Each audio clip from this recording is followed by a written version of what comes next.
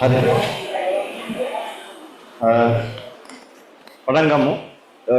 ළමයින්ට කැමරාවේ හින්දා බෝඩ් එක පේන්නේ නැත්නම් පැති මාරු වෙලා එන්න ගන්න පුළුවන්. හරි. මම මේ හරිය වැඩිපුර පාවිච්චි කරන මොකද ඔන්ලයින් එකකුත් යන හින්දා. හරි අපේ ළමයි ටිකක් අපිත් එක්ක ඔන්ලයින් සම්බන්ධ වෙනවානේ. හරි. right. හරි එහෙනම් පටන් ගමු. මම ඔයාලගේ මුලින්ම සාකච්ඡා කරන්න හිතුවේ 10 වසරේ පන්තියේ පළවෙනි පාඩම. අපිට සති කීපයයි තියෙන්නේ ටර්ම් ටෙස්ට් එකට. ඒ හින්දා අපි පේපර් එකකින් එක පාඩමක් ගන්න ආයේ කවර් කරන් යමු. හරි? එතකොට පළවෙනි පාඩම හරි ලේසි පාඩමක්. ජීව විද්‍යා පාඩමක්. නමුත් මම දැක්කවලගේ ප්‍රශ්න පත්‍ර අපේ වාර්ය විභාගයේ ප්‍රශ්න පත්‍ර බලද්දී සමහර ළමයින්ට මේවා ලියා ගන්නත් බෑ. ජීව විද්‍යාව කියන්නේ සාමාන්‍යයෙන් අනිත් කොටස් දෙකත් එක්ක කම්පෙයාර් කරනකොට සාමාන්‍යයෙන් ළමයි පාඩම් කරන් ගිහින් බොහොම පහසුවෙන් ලියන කොටසක්. ඒත් ඔයාලගේ සමහර ළමයි මම ප්‍රශ්න පත්‍ර බලද්දී දැක්ක දෙයක් තමයි ජීව විද්‍යාවත් සමහර උත්තර ගලපලා ලියන්න ඕගොල්ලෝ දන්නේ නැහැ. ඉතින් අපි ප්‍රශ්න පත්‍ර පන්තියක් තියන්නේ අන්න ඒ අඩුපාඩු ටික හදාගන්න.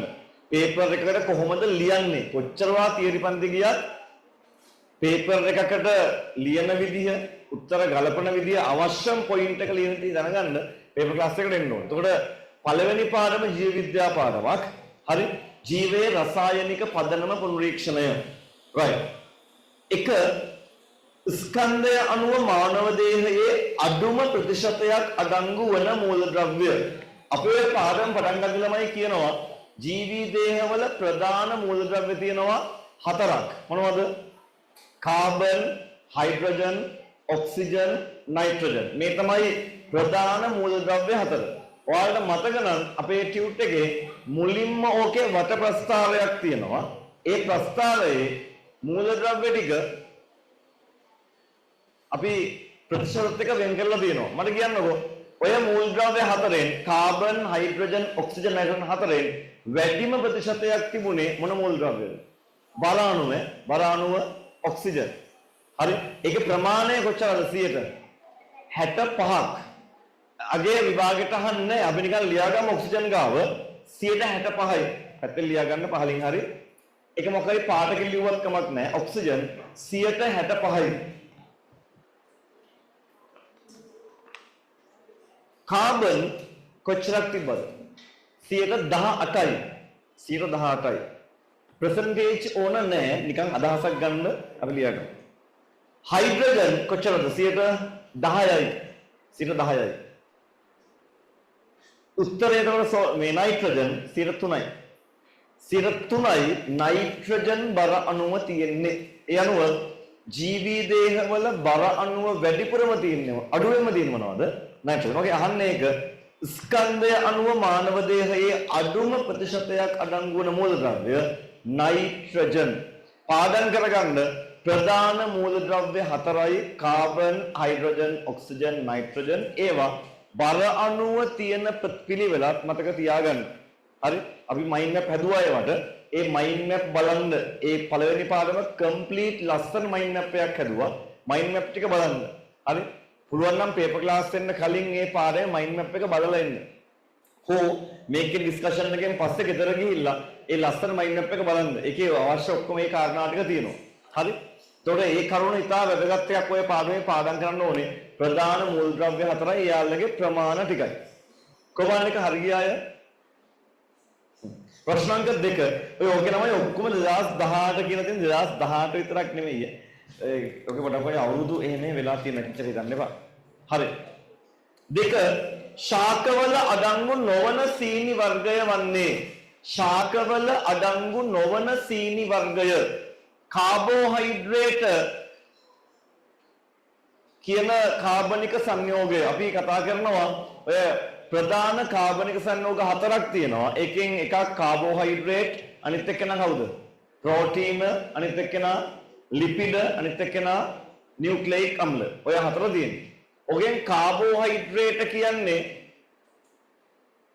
සුලභවම තියෙන කාබනික සංයෝගයක්. හැදෙන්නේ කාබන්, හයිඩ්‍රජන් සහ ඔක්සිජන් එකතු වෙලා. කාබෝහයිඩ්‍රේට් වර්ග 3ක් තියෙනවා. මොනවද? මොනොසැකරයිඩ්, ඩයිසැකරයිඩ්, පොලිසැකරයිඩ් කියලා. ඕකේ ඔය මොනොසැකරයිඩ් අපි කියනවා සරල සීනි කියලා. ඒවට සරල සීනි කියන්නේ අහන් ඉන්න මතක් කරගන්න. ඒවට සරල සීනි කියන්නේ පැණි රහක් තියෙනවා, වතුරේ හොඳට දිය වෙනවා, ස්පටික රූපී වෙනවා. හරි? දැන් ග්ලූකෝස් වගේ උදාහරණ. එතකොට මොනොසැකරයිඩ් දෙකක් එකතු වුණොත් අපි කියන මොකක්ද ඒවට? ඩයිසැකරයිඩ් කියලා කියනවා. ඔය ග්ලූකෝස් දෙකක් එකතු වෙලා හදනවා මොනවද? මෝල්ටෝස්. ග්ලූකෝස් සහ ෆ්‍රුක්ටෝස් එකතු වෙලා හදනවා. ග්ලූකෝස් සහ ෆ්‍රුක්ටෝස් වලින් සුක්‍රෝස් හදනවා. ග්ලූකෝස් සහ ගැලැක්ටෝස් වලින් හදනවා ලැක්ටෝස්. එහෙම තියෙනවා. එතකොට මෙතන අහන්නේ ඒ වගේ ශාකවල අඩංගු නොවන සීනි වර්ගය ග්ලූකෝස් කියන එක ශාකවල තියෙනවා.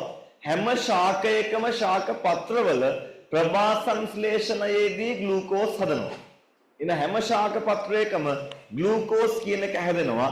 ඒක ශාකවල තියෙන සරලම සීනි වර්ගය. සුක්‍රෝස් තියෙනවා. පත්‍රවල හැදෙන ග්ලූකෝස් කඳ දිගේ පහළට පරිවහණය වෙන්නේ සුක්‍රෝස් විදිහට. ඔය අපි කන සීනි වල තියෙන්නේ සුක්‍රෝස්. උක්ෂාක කඳෙන් අපි සීනි හදා ගන්නවා. ඒ සීනි හදාගන්නේ ඒ ශාක කඳේ සුක්‍රෝස් ද්‍රාවණය පාවිච්චි කරලා. සුක්‍රෝස් කියන එක ශාකවල තියෙනවා. ෆ්‍රුක්ටෝස් කියන එක තියෙනවා ඉදෙන පළතුරු වල. මීපැණි වලක් තියෙනවා. ඒතර ඉදෙන පළතුරු වල තියෙනවා කියන්නේ ශාකවල තියෙනවා. එහෙනම් ෆ්‍රුක්ටෝස්, සුක්‍රෝස්, ග්ලූකෝස් ශාකවල තියෙනවා. ලැක්ටෝස් නෑ. ලැක්ටෝස් තියෙන්නේ කාගේද? සත්ව කිරිවල විතරයි. එහෙනම් උත්තරය ලැක්ටෝස්. උත්තරය 1. කොහොමද හරි ගියාය? ඔවත් එක්ක ඔය මේ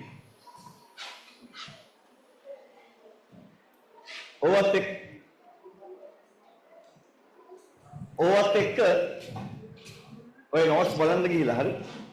අංක 3 මේද අම්ල එකතු කිරීම හිස්තැනක් ලිපිඩ සහ ජලය. අපෙන් අහනවා මේ ටික දීලා හිස්තැනට යෙදෙන සංඝටකය පහත පිළිතුරෙන් කවරක්ද? ළමයි ලිපිඩ හැදෙන්නේ මොනවා එකතු වෙලාද? ඔයාලා දැනන් ඉන්න ඕනේ ප්‍රධාන කාබනික සංයෝග 4 තැනුම් ඒකක. කාබෝහයිඩ්‍රේට වර්ග හැදෙන්නේ මොනොසැකරයිඩ් වලින්. කාබෝහයිඩ්‍රේට තැනුම් ඒකකය මොනොසැකරයිඩ්. ප්‍රෝටීන් වල තැනුම් ඒකකය ඇමයිනෝ අම්ල. නියුක්ලියික් අම්ල තැනුම් ඒකකය නියුක්ලියෝටයිඩ්. ඒ වගේ ලිපිඩ වල තැනුම් ඒකකය මොකද්ද? මේද අම්ල සහ ග්ලිසරෝල්. උත්තරය එතකොට මේද අම්ල ප්ලස් ග්ලිසරෝල්. උත්තරය 4. ඔය පොයින්ට්ස් පාඩම් දැන් මම ඔයාලා දිහා බලුවාම සමහර කට්ටියට මතකයි. සමහරු කියනවා ප්‍රෝටීන ඇමයිනෝ අම්ල එහෙම කියනවා. අන්න ඒ මට්ටමට තමයි පුළුවන් වෙන්න ඕනේ. ඉතින් ඔයාලා නිකම්ම වෙබ් ක්ලාස් එකට ඉඳ ගන්න එපා. පාඩම් කරගෙන එන්න. හරි? පාඩම් කරන් එන්න සහ ආයෙ ගිහින් බලන්න. මේ සති 6යි අපිට තියෙන වාර විභාග ඊළඟ වාර විභාගෙට මේ ටිකේ මහන්සි වෙන්න. ඔයාලගේ ෆස්ට් ටර්ම් එකේ ලකුණු අඩුයි නම් සෙකන්ඩ් ටර්ම් එක අපි හදාගමු. පාඩම කවර් කරන් යමු. හරි? ඔයා මහන්සි වෙන්න ඕනේ. දැන් මේ ටික මතක නැත්නම් අද ගිහිල්ලා ජීව රසායනික පදනම් පාඩම සම්පූර්ණ ආයි පාරක් කියවලා පාඩම් කරලා දාන්න. මේකත් එක්ක. හරි? මම මතක් කරලා දෙන්නම්. ඔයා ගිහිල්ලා ඒකත් එක්ක මේ පාඩම ආපුසරයක් පාඩම් කරලා දාන්න. උත්තරය එතකොට ග්ලිසරෝල්. 4 කාබෝහයිඩ්‍රේට, ප්‍රෝටීන, ලිපිඩ යන තුනටම පොදු වැදගත්කමක් වන්නේ. අපි කතා කළා ඔය එක එක්කෙනාගේ ප්‍රයෝජන. ලිපිඩ වල ප්‍රයෝජන කතා කළා. මතකද?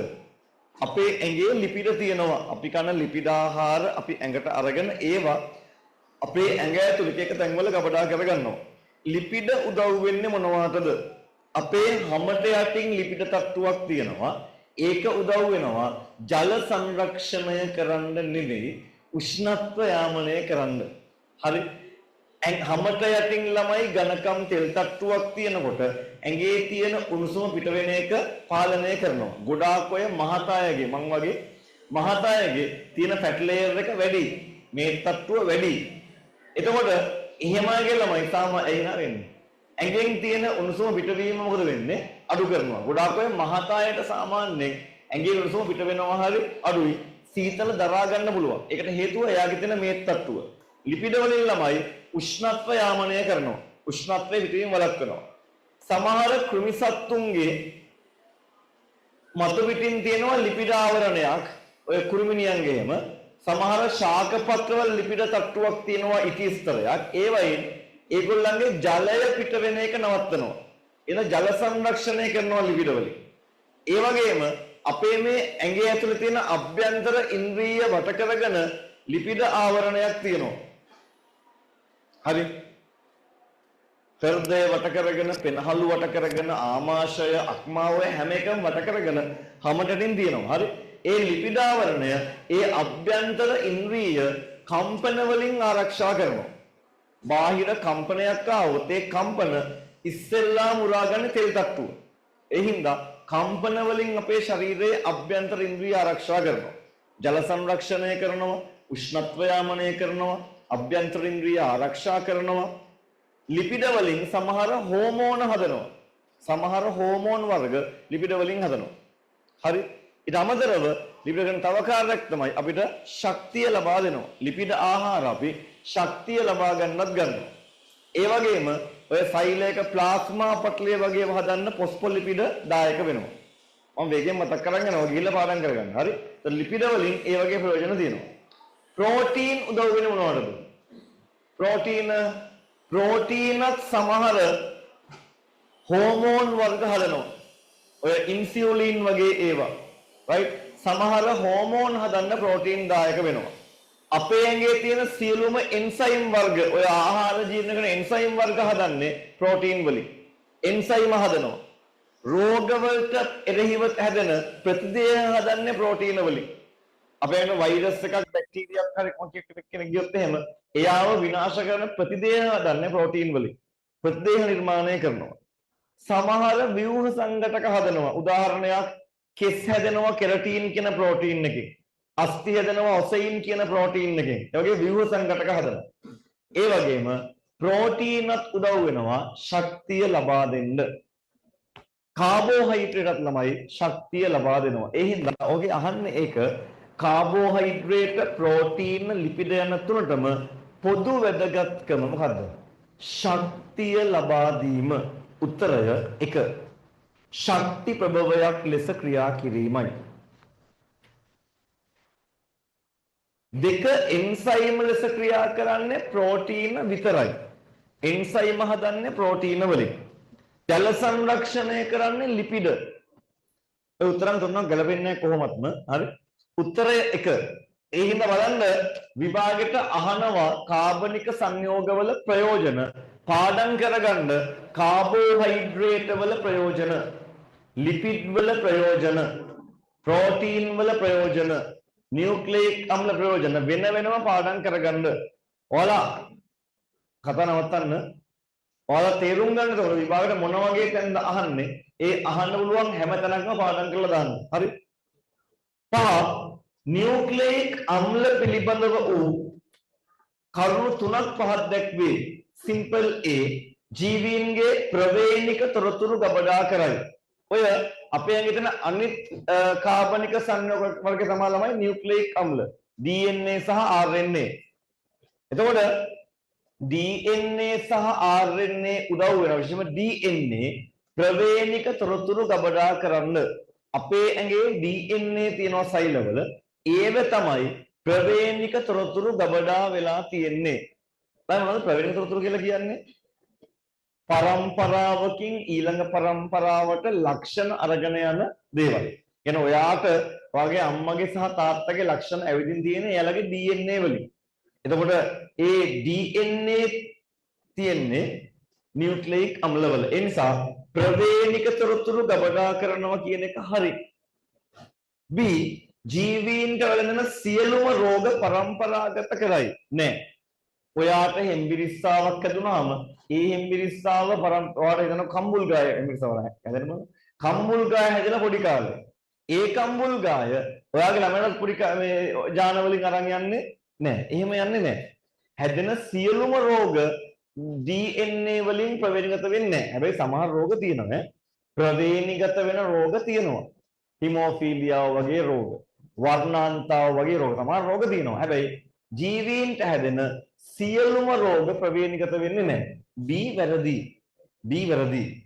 එහෙම වුණොත් එහෙම ඉතින් මාර කේස් එකක්. අම්මගේ තාත්තගේ ලෙඩ ඔක්කොම වාල් දෙනවා. එහෙම එන්නේ නැහැ. ජාන වලින් ලෙඩ ඔක්කොම එන්නේ නැහැ තියෙන ඒවා. හරි එන්න පුළුවන් ඒවාක් තියෙනවා. C ප්‍රෝටීන සංශ්ලේෂණයට දායක වේ. ඔව් RNA කියන එක්කෙනා ප්‍රෝටීන සංශ්ලේෂණයට උදව් වෙනවා. ඒ රයිබෝසෝම් වල ප්‍රෝටීන හදන්න සැලැස්ම දෙන්නේ RNA වලින්. ඔලා සෛලය පාඩම ඉගෙන ගත්තා රයිබෝසෝම් වල ප්‍රෝටීන් සංශ්ලේෂණය කරනවා කියලා. ඒ ප්‍රෝටීන සංශ්ලේෂණය කරන්න අවශ්‍ය සැලැස්ම තියෙන්නේ RNA තුලින්. ඒ නිසා ප්‍රෝටීන සංශ්ලේෂණයට RNA උදව් වෙනවා. ඒ හින්දා DNA RNA දෙකම නියුක්ලියික් අම්ල හින්දා ළමයි. එතකොට A සහ C දෙක හරි. උත්තරය 3. උත්තරය 3. A හා C පමණි. 6 දැන් ඔය මම කියද්දී අවශ්‍ය දේවල් ලියා ගන්න ඕන තැන් වල. ඒ කියන්නේ දැන් මම කිව්වේ ප්‍රවේගික උතුරු ගබඩා කරන්නේ DNA වල. ප්‍රෝටීන් සංශ්ලේෂණය කරන්නේ RNA. ඒ වගේ අවශ්‍යම ලියා ගන්න. හරි. ප්‍රෝටීන පිළිබඳ පහත කරුණු අතරින් නිවැරදි පිළිතුර තෝරන්න. ප්‍රෝටීන යනු ඇමයිනෝ අම්ල වලින් පැනුණු සරල අණුවකි. ඇමයිනෝ අම්ල කියන කෑල්ල නම් හරි සරල අණුවක් නෙමෙයි. ඇමයිනෝ අම්ල ගොඩක් එකතු වෙලා හැදෙන සංකීර්ණ අණුවක්. එක වැරදි. මේද අම්ල වලින් පැනුණු සරල අණුවකි නෑ. මේද අම්ල වලින් හැදෙන මොනවද ළමයි? මේද අම්ල වලින් හැදෙන මොනවද? ලිපිඩ. දෙක වැරදි කොහොමද? උත්තරය 3 ඇමයිනෝ අම්ල වලින් සෑදුණු සංකීර්ණ අණුවකි. ඇමයිනෝ අම්ල වලින් හැදුණු සංකීර්ණ අණුවක්. උත්තරය 3.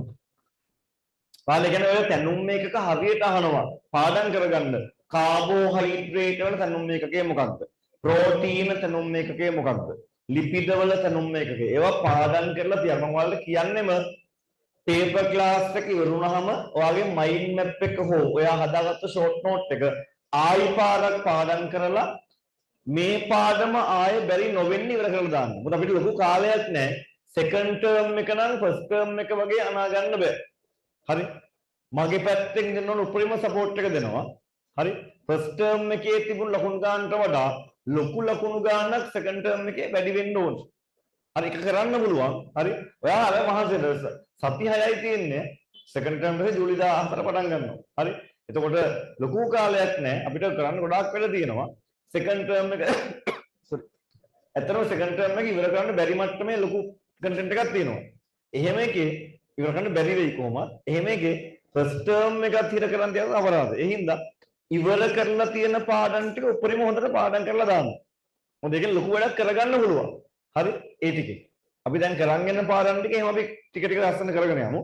ෆස්ට් ටර්ම් එකේ කරපු පාඩම් ටික දැන් අද අපි මේ කවර් කරන පාඩම ගෙදර ගිහිල්ලා ආයි පාරක් මයින්ඩ් මැප් ටික හොඳට බදලා පාඩම් කරලා ඉවර කරලම දාන්න. මොකද මේ පේපර් එකෙන් අහුවෙයි මොනවද ඔයා පාඩම් කරන්න ඕනේ කියලා. හරි ඔයාලට තේරෙයි මුළු පාඩමම පාඩම් කරන්න ඕනේ කියලා. හරි එහෙනම් පාඩම් කරලා දාන්න. එහෙනම් අද මේක ඉවර කරලා දාන්න. වැඩ කල් දාන්න එපා. හිත පාඩම් කරනවා. එහෙම කල් දාන්න අපිට ළමයි ඒක කරන්න වෙලාවක් එන්නේ නැහැ. සාමාන්‍යයෙන් සාර්ථක මිනිස්සු තමන්ගේ ජීවිතයේ තියෙන දේවල් කල් දාන්නේ. ඒවා කොහොම හරි ඒ ටාගට්ස් වලට යනවා. හරි. මහන්සි තමයි, අමාරුයි තමයි. හැබැයි අපි ඒවා කරන්න ඕනේ. හරි. ඒ නිසා කල් දාන්න එපා. අද පේපර් එක කරලා ගියා ගෙදර ගිහිල්ලා මයින්ඩ් මැප් එක අදම ගිහිල්ලා පාඩම් කරලා ඉවර කරලා දාන්න. එතකොට මේ පාඩම කම්ප්ලීට්. සති 6යි තියෙන්නේ. අපිට ගන්න එතකොට පාඩම් ටික විභාගේ ලඟ වෙද්දි පාඩම් කරලා ඉවර කරන්න පුළුවන්. හරි. මේ වැඩේ කරන්න. හරි. right. 7 මේද පරිවෘත්තීය හා ඇටමිදුළු වර්ධනයට අත්‍යවශ්‍ය වන මෙම විටමිනය උණවීමෙන් බෙරි බෙරි රෝගය හටගනී. විටමින් වල ඌනතා හොඳට පාඩම් කරගන්න. විටමින් A අඩු වෙද්දී මොනවද වෙන්නේ? රාත්‍රී අන්ධ බව එනවා. ඇස්වල බිටෝලප එනවා. වැලමිට දනහිස වගේ තැන්වල කටුවැනි බිබිලි ඇති වෙනවා. right ඒ වගේ ලක්ෂණ. විටමින් D අඩු වෙද්දී මොනවද වෙන්නේ? විටමින් D අඩු වෙද්දී ළමයි අස්තිවල හරි වර්ධනයක් එන්නේ නැතුව අස්ති ඇද වෙලා රිකට්සියාව එනවා. ඕන්න ලියා ගන්න. විටමින් A වලින් රාත්‍රී අන්ධ බව එනවා. A වලින් මේ අඩු වෙද්දී රාත්‍රී අන්ධ බව එනවා. ඇස්වල බිටෝලප ඇති වෙනවා. වැලමිට දනහිස වගේ තැන්වල කටු වැනි විබිලි ඇති වෙනවා. ශ්වසන ආබාධ ඇති වෙනවා වගේ දේවල්. විටමින් D ඌනතා එකයි සිලබස් එකේ තියෙන්නේ. මොකද්ද? රිකට්සියාව අස්ථි ඇද වෙනවා. වල ඔක්කොම ලස්සන ඉමේජ් එකක් පෙන්වනවා. දැන් අපි ක්ලාස් එකේ මේකදී ඉච්චර යන්න බෑ ටයිම් එක අඩු හින්දා. හරි? අස්ථි වල විකෘති වෙලා ඇතිවන රෝගයක්. රිකට්සියාව එන්නේ විටමින් D අඩු වෙනකොට. විටමින් C අඩු වෙද්දි මොනවද ළමයි? ස්කර්වි රෝගය හැදෙනවා. හැම රෝගයක් ස්කර්වි රෝගය හැදෙනවා. විදුරු මස් දුර්වල වෙනවා. විදුරු මස් දුර්වල වෙනවා. අභ්‍යන්තර ලේ ගැලීම් ඇති වෙනවා. රෝග සුව වෙන්න කල්ගත වෙනවා. ඒ කියන්නේ අපේ ඇඟේ ප්‍රතිශක්තිය හදන්න විටමින් C උදව් වෙනවා.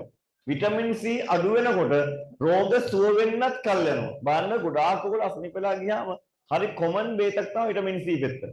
විටමින් C හරියට දෙනවා. ඒ විටමින් C වලින් වාගේ රෝග සුව වීමේ හැකියාව මොකද වෙන්නේ? වැඩි කරගෙන ඉමුනිටි එක වැඩි කරලා දෙන්න පුළුවන්. හරි? ප්‍රතිශක්තිය වැඩි කරලා දෙන්න පුළුවන්. එතකොට විටමින් C ඇඟේ අඩු වෙනකොට රෝග සුව වීමත් කල්ගත වෙනවා. ඒ තමයි ඒකට එන්නේ. අපව පාඩම් කරන්න. විටමින් ඌනතා එකින් එක A අඩු වෙද්දි මොනවාද වෙන්නේ? D අඩු වෙද්දි, C අඩු වෙද්දි උත්තරේ නම් 4 විටමින් B. බෙරි බෙරි රෝගය හැදෙන්නේ විටමින් B අඩු වෙනකොට. බලන්න මේ විභාග ප්‍රශ්න මම මේ සාකච්ඡා කරන්නේ. ඒතර විභාග වලට විටමින් ඌනතා අහලා තියෙනවා. ඒක ඔයා ඔක්කොම පාඩම් කරලා තියෙන්න ඕනේ. හරි? පාඩම් කරගන්න. මෙන්න 8 කනද ලවණ ඌනතා ඒවත් අහනවා. ඌනතාවය නිසා පත්‍ර නාරටි හා නාරටි අසල හරිතක්ෂය මම ඔයාලට මයින්ඩ් අප් එකේ ලස්සන රූපයක් ඔක ගැන මතකද? ගහක් ඇඳලා ගහේ එක එක කොළ වලට ඌනතා ටික දාලා ලස්සන මයින්ඩ් අප් නෝට් එකක් කරුවා. ගෙදර ගිහින් බලන්න තනි ගහකින් මම ඔයාලට සම්පූර්ණ ශාකවල පෝෂක ඌනතා ටික කතා කළා. මම කියන්නේ ළමයි සාමාන්‍යයෙන් නයිට්‍රජන් අඩු වෙද්දී මොකක්ද වෙන්නේ පත්‍රවල? ශාක පත්‍රවල පරිණත පත්‍ර හරිතක්ෂය කරනවා. ඔය බලන්න නෝට් එකේ කොළයක් සම්පූර්ණ කහ පාට කරලා අපි ඇඳලා ඇති. පරිණත පත්‍ර හරිතක්ෂයක් කියන්නේ නයිට්‍රජන් අඩු වෙද්දී. යකඩ අඩු වෙද්දී මොකද වෙන්නේ? ලපටි පත්‍රවල හරිතක්ෂය. ඒ රූපතරානේ උඩම චූටි කොළ කහ පාට කරලා ඇති. ලපටි පත්‍ර හරිතක්ෂයක් එනවා. පත්‍ර මත රතු පාට දම් පාට ලප ඇති වෙන කවුරු අඩු වෙද්දී? ෆොස්ෆරස් අඩු වෙනකොට. අතගනේ ඔය පත්‍ර නාරටි සහ නාරටි අසල හරිතක්ෂයක් කියන කවුරු අඩු වෙද්දීද? සල්ෆර් අඩු වෙද්දී. උත්තරය 1. උත්තරය 1. අයන් ගාව ලියාගන්න අයන් අඩු වෙද්දී ලපටි පත්‍ර හරිතක්ෂය. යකඩ අඩු වෙද්දී ලපටි පත්‍ර හරිතක්ෂය. ලපටි පත්‍ර හරිතක්ෂය. කැල්සියම් අඩු වෙද්දී මොකද්ද වෙන්නේ? පත්‍ර අග්‍රය මිය යාම. පත්‍රවල අග මිය යනවා. බාන්නේ මයින්ඩ් අප් එක වල ගෙදර ගිහිල්ලා අපි කොලයක් ඇඳලා අග විතරක් දුමුරු පාට කරලා ඇති. පත්‍ර අග්‍රය මිය යන්නේ කැල්සියම් අඩු වෙද්දී. සින්ක් අඩු වෙද්දී මොකද වෙන්නේ? පත්‍රවල මැරුණු සෛල පටක ඇතිදී අනවශ්‍ය ඝනකමක් ඇති වෙනවා. මැරුණු සෛල පටක ඇති වෙලා අනවශ්‍ය ඝනකමක් ඇති වෙනවා. හරි. එතකොට තේරුම් ගන්න ඒ ටික ඔයාලට පැහැදිලි වෙන්න ඕනේ. ශාකවල පෝෂක ඌනතා ටික සේරම ඕනේ පාඩම් කරගන්න. ඒකයි මම කිව්වේ මුළු පාඩමම පාඩම් කරගන්න වෙනවා. හරිද? විටමින් ඌනතා ටික ඕනේ, පෝෂක ඌනතා ටික ඕනේ, ඔක්කොම ටික ඕනේ. හරි. 9 සත්ව දේහ තුල කාබෝහයිඩ්‍රේට් තැන්පත් කරන්නේ පහත සංයෝග අතරින් කුමන ආකාරයකද? සත්ව දේහවල පිෂ්ඨය ලෙස ගබඩා වෙන්නේ කාගේද? ශාකවල. ශාකවල සංචිත වෙන ක්‍රමය තමයි පිෂ්ඨය. සෙලියුලෝස් කියන්නේ පොලිසැකරයිඩ් එකක් ශාක සෛල බිත්ති වල තියෙන. සෛල බිත්ති හදන්නේ සෙලියුලෝස් වලින්. උත්තරය 3 ග්ලයිකෝජන් විදිහට තමයි සත්ව දේහවල ඔය අක්මාවේ සහ පේශිවල කාබෝහයිඩ්‍රේට් ගබඩා වෙන්නේ. උත්තරය 3. හරි. කෝ බලන්න ඉරිගහන පේපර් එක ඉවරයි. ඉරිගහන පේපර් එකේ සේරම හරි ගිය අය. සේරම හරි ගිය අය. හරි. දැන් ඔන්ලයින් එකට උත්සාහ දෙන්න හෙදුරින්න හරි. දෙන්නේ නැහැ. හරි. බලමු. කොහොමද ගොඩක් කට්ටිය විසිකලා ලැබිලා තියෙන ඔන්ලයින් කට්ටියක් ඇති. සමහර ඉන්නවා කට්ටිය. හරි. බලමු. දෙක කොටස රචනා ප්‍රශ්න දෙකේ මුල් ප්‍රශ්න තියෙන්නේ 2018 බස්නාහිර පළාත. හරි? ලිව්වනේ දෙක. ලිව්වනේ? ඔව් කියන්නේ. හරි. එකේ A පිෂ්ඨය මත ඇමයිලේස් එන්සයිමේ ක්‍රියාකාරීත්වය හඳුනා ගැනීම සිදු කළ ක්‍රියාකාරකම මතකයට ගනිමු. right. ඕක අපි කරන්නේ මෙහෙමයි. චුට්ටක් මම බෝඩ් එකේ අඳින්නම්. මෙන්න මෙහෙම. අපි ගන්නවා ළමයි පිෂ්ඨ ද්‍රාවණයක්. අපි ගන්නවා පිෂ්ඨ ද්‍රාවණයක්.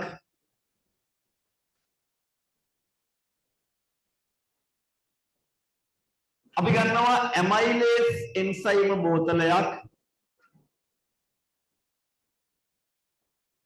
ඇමයිලේස් එන්සයිමය ගන්නවා. අරගෙන ඇමයිලේස් වලින් බිඳු කීපයක් මේ පිෂ්ඨයට දානවා. ළමයි ටික බලා ගන්න. දාලා ඇමයිලේස් ටිකක් මේකට මික්ස් කරලා ඊට පස්සේ සුදු පාට පිඟන් ගඩොලක් අරගෙන මේ පිෂ්ඨ ද්‍රාවණයෙන් බිඳුවක් පිඟන් ගඩොලට දාලා ඒකට දුඹුරු පාට අයඩීන් ද්‍රාවණයෙන් බිඳුවක් එකතු කරනවා. මම අයඩීන් කුප්පියක් මෙහෙම අඳින්නම්.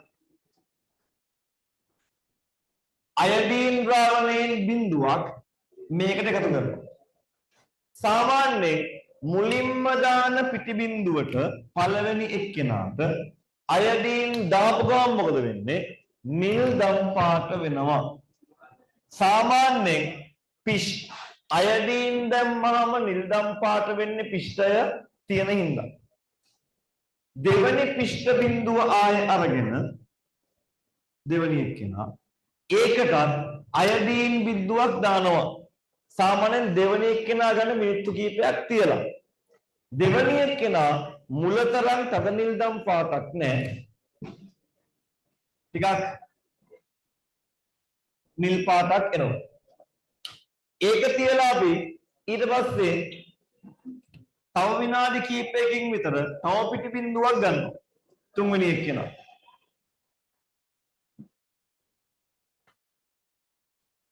නෝ වගකීමෙන් කරන්න. හරි. ඊට පස්සේ කයිවාරු ගහන්නේ නැහැ. මොකදගේ ටර්ම් ටෙස්ට් මාක්ස් අඩු වුණාට පස්සේ හරි ඔයාලට නම් ඒත් ගානක් නැහැ. නමුත් ඔයාලගේ අම්මලා තාත්තලා පේපර් පුස්තකන එනවා. ඇත්තටම සාධාරණයි. හරි. මොකද මේ මිනිස්සු හිතනවා ඕගොල්ලෝ පන්තිය වෙදලා අතන ඉගෙන ගන්න නැති කියලා. අපිත් මේ පේපර් ක්ලාස් දාලා කරන බලම ඔක්කොම සෙල්ලම් ටික දාලා ඔයාලට වැඩි කරනවා. ඔයාලගේ සමහර ළමයි ඉන්නවා ඇත්තටම පන්තිය ඉගෙන ගන්න නෙමෙයි. කියලා ඔයාලා ඇත්තටම ළමයි ඔයාලගේ පැත්තෙන් එන්න ඕනේ කොටස හරියටම කරනවා නම් මේක මහා දෙයක් නෙමෙයි. ඒ කියන්නේ තියරි පන්තියේ ලස්සනට උගන්වලා මයින්ඩ් මැප් හදලා දීලා ඊට පස්සේ පේපර් ක්ලාස් උත් කියලා ඒවා ආයෙ මතක් කරද්දී ඔයාට මේවා අහන් ඉඳලා ගෙදර ගිහිල්ලා ආයෙ පාඩම් කරන වැඩේ කරනවා නම් ටර්ම් ටෙස්ට් එක හොඳ ලකුණකට ගිය හැකියි. හරි. නමුත් ඔයා කරන්නේ ඔයා දැන් බලන්නකෝ පන්තිය වල කියෝ ඉන්නවනේ. හරි. ඉතින් අර අම්මලා තාත්තලා පව්. මොකද ඔයාලා මේ පන්තියකට එවන්න රුපියල් 200ක් හරි දෙන්න කරන කැපකිරීම ඔයාලා දන්නේ නැහැ. හරි. ඔය සල්ලි කියනවා නිකන් මිනිස්සුන්ට හම්බ වෙන්නේ නැහැ. ඒ වතුලේ ඔය තාත්තගේ අම්මගේ සල්ලි වල මහා කැපකිරීමක් තියෙනවා. එක රුපියලකට පවා මට තමයි මාර වටිනාකමක් තියෙනවා. හරි. ඔයාලා අම්මලා තාත්තලාගේ සල්ලි වල ඒ රුපියලකටවත් වටිනාකම මට නම් තියෙනවා. හරි. එහෙනම් ඒ හැම රුපියලකම මම නම් සාධාරණයක් කරන්න ඕනේ. හරි. කියලා මම එතන ඉන්නවා. හරි. නමුත් ඔයාලට එහෙම හැඟීමක් නැහැ. ඔයාලා ඒ සල්ලි ප්‍රියදම් කරලා පන්තිය වෙලා ඔහේ නිකරුණේ ඉඳලා කාලයක් නාස්ති කරලා හරි මොකද්ද වන් එකක් කරනවා. කිසි ප්‍රතිඵලයක් නැද්ද යාට? හරි. චුට්ටක් හිතන්න ඔයා වෙනුවෙන් මහසෙන් අම්මා තාත්තා ගැන පොඩ්ඩක් හිතන්න. හරි. තාත්තා දින හවසන කොච්චර මහන්සියක්ද ඔයගොල්ලන්ට මේ පන්ති මේවට එවන්න හැමදේම කරන්නේ. අම්මා අනිත් එක. හරි. පොඩි හැඟීමක් තියාගන්න. හරි. බලන්න. තමයි තුන්වෙනි පිෂ්ඨ බිඳුව මේකෙන් අරන් ඒකට අපි දැම්මොත් එහෙම අයිඩින් බිඳුව. සමහරවිට මුල් කට්ටියගේ නිල්දම් පාටක් එනවා. කෙලවරට යන්න එහෙම නිල්දම් පාටක් එන්නේ නැහැ.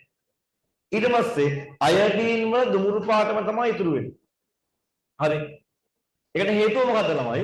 හේතුව මුලින්ම පිෂ්ඨ ද්‍රාවණයෙන් බිඳුවක් ගද්දි පිෂ්ඨය තියෙනවා. පිෂ්ඨය තියෙනවා. හැබැයි ටික වෙලාවක් යද්දි මොකද වෙන්නේ? මේ දාපු ඇමයිලේස් හින්දා පිෂ්ඨය බිඳ වැටෙන්න ගන්නවා. මට කියන්නකෝ පිෂ්ඨයට ඇමයිලේස් දැම්මොත් මොනවද හැදෙන්නේ? ඔය කියා දුන්නා. පිටිවලට ඇමයිලේස් එන්සයිමය දැම්මට පස්සේ පිෂ්ඨය මොනවා බවටදපත් වෙන්නේ?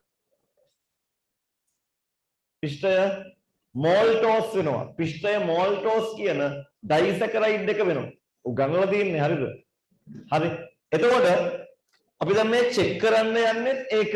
එහෙම වෙනවද කියන එක. හරි. එකේ ඒවල එක පිෂ්ඨය පරීක්ෂා කිරීමට භාවිතා කරන ද්‍රාවණය කුමක්ද? පිෂ්ඨය පරීක්ෂා කරන ද්‍රාවණය ඇමයිලේස් නෙමෙයි. පිෂ්ඨය පරීක්ෂා කරන කෙනා කවුද? අයඩීන් ද්‍රාවණය. පරීක්ෂා කරන්න ගන්නේ අයඩීන් ද්‍රාවණය. ඕවා හරියට පාඩම් වල පරීක්ෂණ අහනවා. පිෂ්ඨ පරීක්ෂාවට ගන්නේ අයඩීන් ද්‍රාවණය. පිෂ්ඨ පරීක්ෂාවට පෙර සහ පසු එම ද්‍රාවණයේ වර්ණය සඳහන් කරන්න. ළමයි අයඩීන් වල සාමාන්‍ය පාට මොන පාටද? රතු දුඹුරු පැහැය. රතු දුඹුරු පැහැය. රතු දුඹුරු පාට ද්‍රාවණයක්. හැබැයි අපි මේ දුඹුරු පාට අයඩීන් ද්‍රාවණයෙන් බිඳුවක් දැම්මොත් පිටිවලට මොකද වෙන්නේ? නිල් දම් පාට වෙනවා. පරීක්ෂාවට පෙර දුඹුරු පාට, පරීක්ෂාවෙන් පස්සේ නිල් දම් පාට. නිල් දම් පාට. පිෂ්ඨ පරීක්ෂාවට ගන්න අයඩීන් ද්‍රාවණය පාඩම් කරගන්න. එයාගේ සාමාන්‍ය පාට රතු දුඹුරු පාට. එයා දැම්මම පිෂ්ඨයට මොකද වෙන්නේ? නිල් දම් පාට වෙනවා. ලකුණු දෙක ගන්න දාගන්න. ඉහත ඒ ක්‍රියාකාරකමේදී ප්‍රරෝහණය වන මුන් බීජ අඹරා පෙරාගත් ද්‍රාවණයක් භාවිතා විය. ඒ කුමක්ද? සාමාන්‍යයෙන් ඔය ඇමයිලේස් බෝතල් තියෙනවා. හැබැයි අපිට විද්‍යාගාරයේ ඇමයිලේස් හදාගන්න පුළුවන්. කොහොමද? ප්‍රරෝහණය වන බීජවලින්. ළමයි ප්‍රරෝහණය වන බීජවල මොනවද තියෙනවද? ඇමයිලේස් තියෙනවා. ඇයි ඒ? ප්‍රරෝහණය වන බීජ කියන්නේ යන්තම් පැලවෙන්න පටන් ගන්න බීජ. මුං ඇට වගේ ඒවා. ළමයි සාමාන්‍යයෙන් මුං ඇට කවුස් වගේ බීජ වර්ගවල තියෙන පිෂ්ඨය ඒගොල්ලෝ පැලවෙන්න ගන්නකොට එයාලට ශක්තිය ලබා ගන්න පිෂ්ඨය බිඳ හෙලලා ග්ලූකෝස් තත්ත්වයටපත් වෙන්න ඕනේ. එතකොට ඒ බීජවල තියෙන පිෂ්ඨය ඉස්සෙල්ලාම බීජයෙන්ම නිපදවන ඇමයිලේස් වලින් මෝල්ටෝස් වෙනවා. මුලින් වෙන්නේ ඒක. එතකොට අන්නේ පිෂ්ඨය මෝල්ටෝස් වෙන අවස්ථාවට ඇමයිලේස් උදව් වෙන හින්දා මොකද්ද කරන්නේ? ඇමයිලේස් එන්සයිමය හදාගන්න ඕන නම් මුං ඇට ටිකක් කවුරු වගේ ඇට ටිකක් අරගෙන ටිකක් පෙඟෙන්න තියලා රැයක් විතර පෙඟෙන්න තියලා ගන්නවා. සාමාන්‍යයෙන් ඒ පෙඟෙන්න තියලා ගත්ත කවුපි මුං ඇට වගේ ඒවා පැලවෙන්න පටන් ගන්න බීජ. එහෙම පැලවෙන්න පටන් ගන්න ප්‍රරෝහණය වෙන්න පටන් ගන්න බීජවල ඇතුලේ ඇමයිලේස් හැදෙන්න පටන් ගන්න තියෙනවා. ඉතින් ඒ වගේ බීජ ටික අපි අරගෙන ළමයි අම්බර්ලා හදා ගන්න ද්‍රාවණයක ඇමයිලේස් තියෙනවා. ඒ හින්දා ඒ ද්‍රාවණය කුමක්ද? ඒක ඇමයිලේස් ද්‍රාවණයක්. ඇමයිලේස් ද්‍රාවණයක්. ලකුණු දෙකයි. කොහොමද එක ලියුව කට්ටිය? ඇමයිලේස් ද්‍රාවණයක් කියන්නේ. right. ක්‍රියාකාරකමේ ඉතුරු ස්ටෙප් ටික මේ ඔය ප්‍රශ්නේ අහලා නැහැ. හරි? ඔය ඇති. ඒකේ. B මෙන්න B වල තියෙන ළමයි khනිජ ලවණ ගැන ප්‍රශ්න ටිකක්. khනිජ ලවණ ඌනතා ටිකක්. බලන්න එක්තරා රෝගියෙකුගේ රෝග ලක්ෂණ ලෙස දත් හා අස්ථි දුර්වල වීම ඔය මහත ළමයා සමහරවිට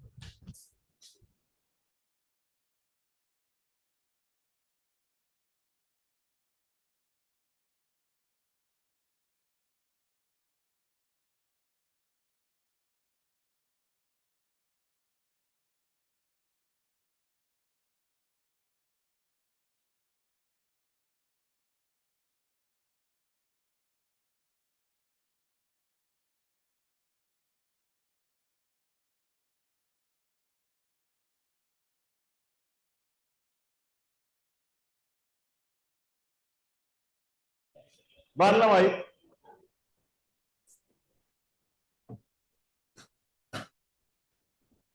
එක්තරා රෝගියෙකුගේ රෝග ලක්ෂණ ලෙස දත් හා අස්ථි දුර්වල වීම, රක්තහීනතාවය, නිතර කෙන්ඩා පෙරලීම ආදිය පැවතුණි. රෝගියෙක්ගේ රෝග ටිකක් අපට දෙනවා. හරි. කෙන්ඩා පෙරලෙනවලු, දත් සහ අස්ථි දුර්වල වෙලා තියෙනවලු වගේ කාරණා ටිකක්. එක දත් සහ අස්ථි දුර්වල වීමට එක්තරා කණජ ලවණ දෙකක ඌනතාව බලපායි. එම කණජ ලවණ දෙක නම් කරන්න. මොන කණජද ළමයි දත් සහ අස්ථි කෙරෙහි බලපාන්නේ? දෙන්න ඉන්නේ කොහොමද? කවුද? කැල්සියම් සහ ෆොස්ෆරස්. කැල්සියම් සහ ෆොස්ෆරස් තමයි දත් සහ අස්ථි වර්ධනය වෙන්න බලපාන්නේ. එතකොට උත්තරෙන්න ඕනේ කැල්සියම් ෆොස්ෆරස් කියලා. බලන්න ඒ කියන්නේ ඔයාලා ඔය මිනිසාට වැදගත් වෙන ප්‍රධාන කණජ ලවණ වල පෝෂණය මේ කාර්යයන් ටික දැනන් ඉන්න ඕනේ. හරි? කැල්සියම් හා ෆොස්ෆරස්. දෙක රක්තහීනතාව ලෙස හඳුන්වන්නේ කවර රෝගී තත්වයක්ද? ඔතන ඔයාලගෙන් බලාපොරොත්තු වෙන්නේ රෝගය ගැන ඔයාලා ඉස්සර පිළිසර ඕනේ. රක්තහීනතාවය ඇති වෙන දේ ලියුවනම් ඇති. මට කියන්නකෝ ඔයාලා දන්න ඔයාලගේ මට්ටමින් රක්තහීනතාව ඇති වෙන්නේ මොනව අඩු වෙනකොටද? අපේ ඇඟේ මොන ಖನಿಜ ලවණය අඩු වෙනකොටද? යකඩ අඩු වෙනකොට. යකඩ ඌනතාවය නිසා ඇතිවන රෝගී තත්වයකි. යකඩ ඌනතාව නිසා ඇතිවන රෝගී තත්වයකි. රක්තහීනතාවට ගොඩාක් හේතු තියෙනවා. ඔතන ඔයාලගේ පන්තියේ බලාපොරොත්තු වෙන්නේ 10 වසරේ පන්තියේ පෝෂක ඌනතාව පැත්ත විතරයි. නැත්නම් ඕක කතා කරනකොට එහෙම රක්තහීනතාව වෙන ලොකු මාතෘකාවක්. ඔයාලට ඕනේ ප්‍රධානව පෝෂක ඌනතාව පැත්තෙන් යකඩ ඌනතාව නිසා ඇතිවන රෝගයක් තමයි රක්තහීනතාව කියන්නේ. 3 ලකුණු දෙකයි. නිතර කෙන්ඩා පෙරලීම කෙරෙහිද ඛනිජ ඌනතාවයක් බලපායි. එම ඛනිජය අපට බහුලව දක්නට ලැබෙන්නේ ආහාරයට එක් කරන කවරක් මගින්ද? අපට ළමයි මට කියන්න ඉස්සෙල්ලාම කෙන්ඩා පෙරලෙන්නේ මොනව අඩු වුණාමද? මගේ හැම පෝෂකයක ඌනතාවයක්ම පාඩම් කරන්න ඕනේ. කෙන්ඩා පෙරලීම, වමනය, පාචනය, ශ්වසන ආබාධ වගේ ඒවා එන්නේ මොකක් අඩු වුණාමද? සෝඩියම් අඩු වුණාම. හරි. ඔය ටග් ගාලා ක්ලික් වෙන්න ඕන ඔයාලට පිටිපස්සේ කාන්තාකට සමාජතුමා බලගන්න අන්න ඔන්ලයින් හරහා මුළු දිවෙන්නම ගියා ඔයාගේ නම. හරි. ඕනම නමත් එක්කම කියනවා. සසිරු. හරි. ජාත්‍යන්තරේ දිනා ගන්න අවස්ථාවක් ගන්නවා. මොකද මේක YouTube දානවා. හරි. එතකොට තව සුළුමතුමා ජාත්‍යන්තර ජය ගන්නවා. සසිරු නේද? ඔව්. කියලා. හරි. right. ඒක මාර chance එකක්. ජාත්‍යන්තර දන්නවා කාන්තාකරත මතතුමා 10 වසරේ වන්ති සසිරු කියලා. හරි. එතකොට ඔයාලට ක්ලික් වෙන්න ඕන ළමයි කෙන්ඩා පෙරලීමට බලපාන්නේ සෝඩියම් ඌනතාවය. මේ අහන්නේ සෝඩියම් ඌනතාවය ගැන. right. එතකොට සෝඩියම් වැඩිපුරම අපට හම්බ වෙන්නේ මොන ආහාර වලින්ද? මොන වයින්ද? ලුණු වලින්. අහන්නේ ඒක. හරි. කෙන්ඩා පෙරලීමට හේතු වෙන්නේ සෝඩියම්. අහන්නේ සෝඩියම් ගැන නෙමෙයි. සෝඩියම් අපිට හම්බ වෙන ක්‍රමය සෝඩියම් හම්බ වෙන්නේ සෝඩියම් ක්ලෝරයිඩ් නැත්නම් මොනවද? ලුණු වලින්. කොහොමද ලියුවහට ලුණු කියලා? ඊළඟට මිනිස් දේහයේ මුළු කණජ ලවණ බරින් වැඩිපුර අඩංගු ලවණ දෙක බර අණුව වැඩියෙන්ම තියෙන ඔය අස්ථිවල දත්වල තියෙන කට්ටිය ඇඟේ බර වැඩිම කොටස ඒ ටික මොනවද? කැල්සියම් සහ ෆොස්ෆරස්. බර අණුව වැඩි ප්‍රතිශතයක් අධිමාත්‍රව තියෙන්නේ කැල්සියම් සහ ෆොස්ෆරස්. ලකුණු දෙකයි.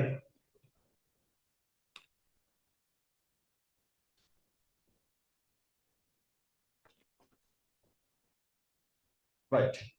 C කොටස කළා නේද? ඔව්. දැන් පිටුව සමහරු කරලා නැහැ හරිද? සමහර ළමයි කරලා නැහැ. හරි. ඔන්ලයින් කට්ටිය පේන්නේ නැහැ. මම චෙක් කරනවා හැබැයි කරලාද කියලා. හරිද? දැන් ෆිසිකල් ආපු කට්ටිය හරි ඔන්ලයින් කට්ටිය මම චෙක් කරනවා කරලා තියෙනවද කියලා. හරි. පේපර් එක කරලා තියෙන්න ඕනේ. C ආහාරයක සංඝටකයක් ලෙස ජලය අඩංගුව පෙන්වීමට පහත ඇටෝම සකස් කරන ලදී. මෙන්න මේ ප්‍රැක්ටිකල් දෙක තමයි අපි පාඩමේ අන්තිමට කතා කළේ. මතකද? පාඩමේ අන්තිමට තිබුණේ ප්‍රැක්ටිකල් දෙක.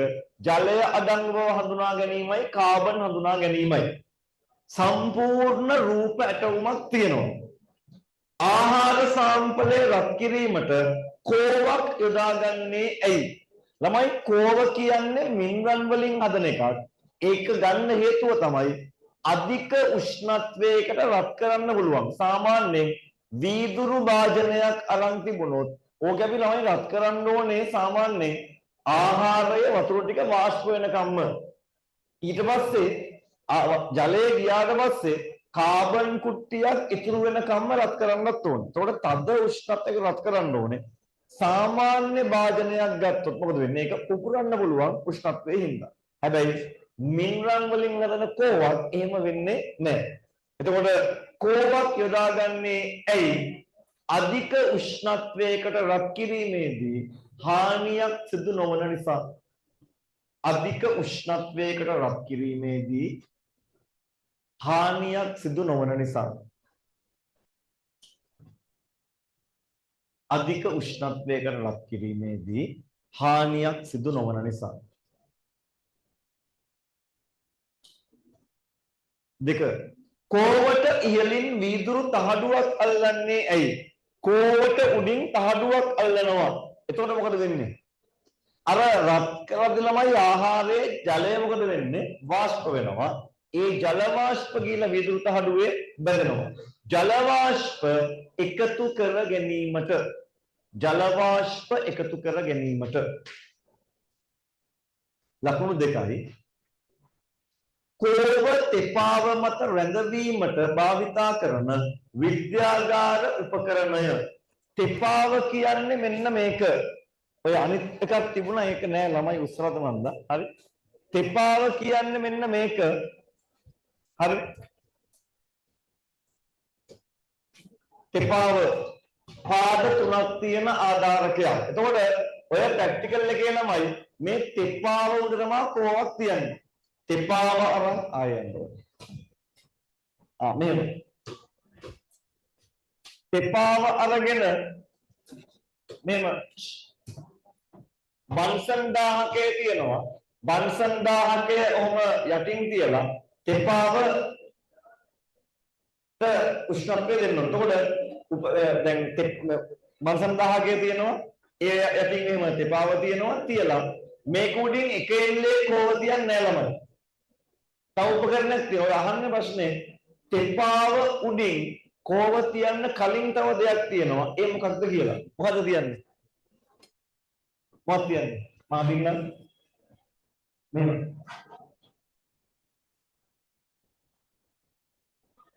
මෙහෙම බලගන්න තෙපාව මෙහෙම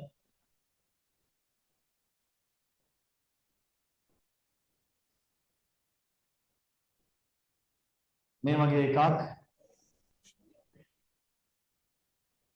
හරි තෙපාව මේ උපකරණය.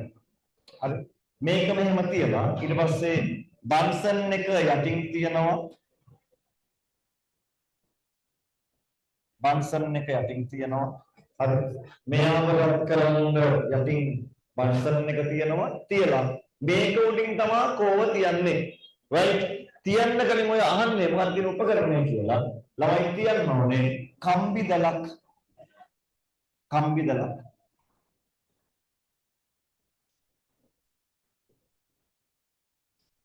කම්බි දලක් තියලා කම්බි දල උඩින් තමයි මොකද්ද කෝව තියන්න ඕනේ. එතකොට උපකරණය කම්බි දල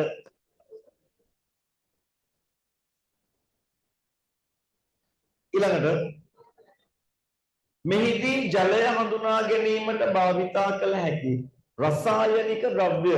ළමයි මේකෙන් ඔය වීදුරු තහඩුවට එන ජල බිඳු ටික එකතු වුණාට පස්සේ අපි එකපාරටම ජලය කියලා කියන්නේ නැහැ. ජලය අඳුන ගන්නකොට අපි රසායනික ද්‍රව්‍යයක් දානවා. මම ඔයාලට රසායන ද්‍රව්‍ය දෙකක් කියා දුන්නා. මොනවද දාන්න පුළුවන්? ඔව් නිර්ජලීය කොපර් සල්ෆේට් දාන්න පුළුවන්.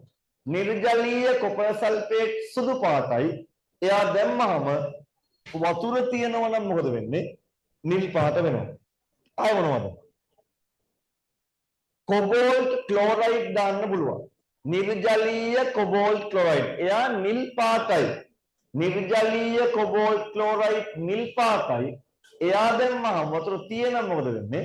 රෝස පාට වෙනවා. ඒව අහන්නේ නැහැ. රසායන ද්‍රව්‍ය අහන්නේ නිර්ජලීය කොපර් සල්ෆේට්.